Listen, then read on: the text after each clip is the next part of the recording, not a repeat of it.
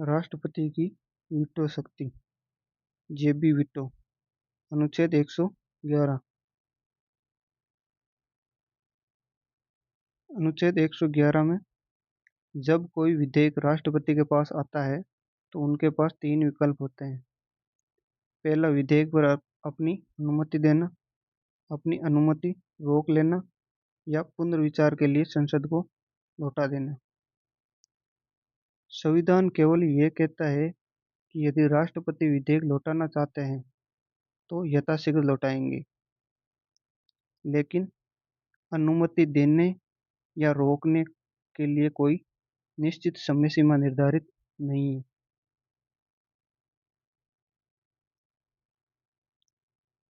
जेबी veto.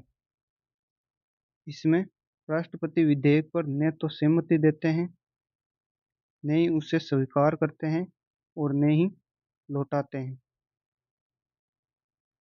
विधेयक अनिश्चित काल के लिए राष्ट्रपति की मेज या जेब में लंबित रहता है। जेबी वीटो लगाने पर विधेयक की समाप्ति। परिणाम स्वरूप विधेयक बिना किसी औपचारिक अस्वीकृति के प्रभावी रूप से समाप्त हो जाता है। जेबी वीटो का ऐतिहासिक उदाहरण है 1986 का भारतीय डाक संशोधन विधेयक। तत्कालीन राष्ट्रपति ज्ञानी जेल सिंह ने इस शक्ति का प्रयोग किया 1986 में।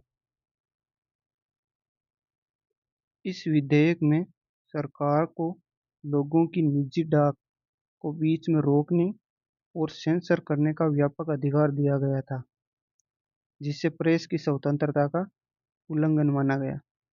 राष्ट्रपति ने इस विधेयक पर कोई निर्णय नहीं लिया और इसे अपनी जेब में रख लिया। 1986 में संसद द्वारा भारतीय डाकघर संशोधन विधेयक पारित किया गया। 1986 से 1989 तक राष्ट्रपति ज्ञानी जेल सिंह ने विधेयक पर कोई निर्णय नहीं लिया।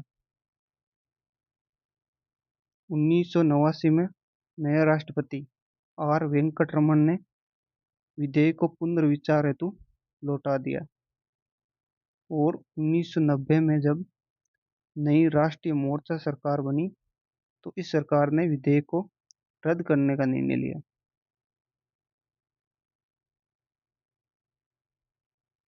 वीटो शक्तियों की तुलना। तीन प्रकार की वीटो शक्तियां होती है। पहली है अत्यंतिक वीटो, एब्सोल्यूट वीटो। इसके अंतर्गत राष्ट्रपति सहमति सुरक्षित रखता है या विधेयक को पारित करने से मना कर सकता है। इसमें विधेयक तुरंत समाप्त हो जाता है। दूसरी है निलंबनकारी वीटो। इसमें राष्ट्रपति विधेयक को पुनर्विचार के लिए लौटा सकता है और इसमें यदि संसद पुनः विधेयक को पारित करती है तो सहमति देना राष्ट्रपति के लिए अनिवार्य हो जाता है। और चौथी लास्ट है जेबी वीटो। इसमें राष्ट्रपति कोई कार्रवाई नहीं करता अनिश्चित काल के लिए और इसमें विधेयक अनिश्चित काल के लिए लटक जाता है।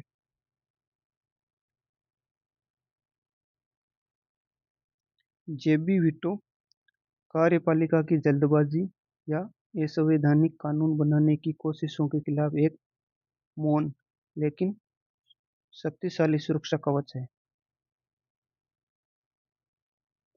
धन्यवाद।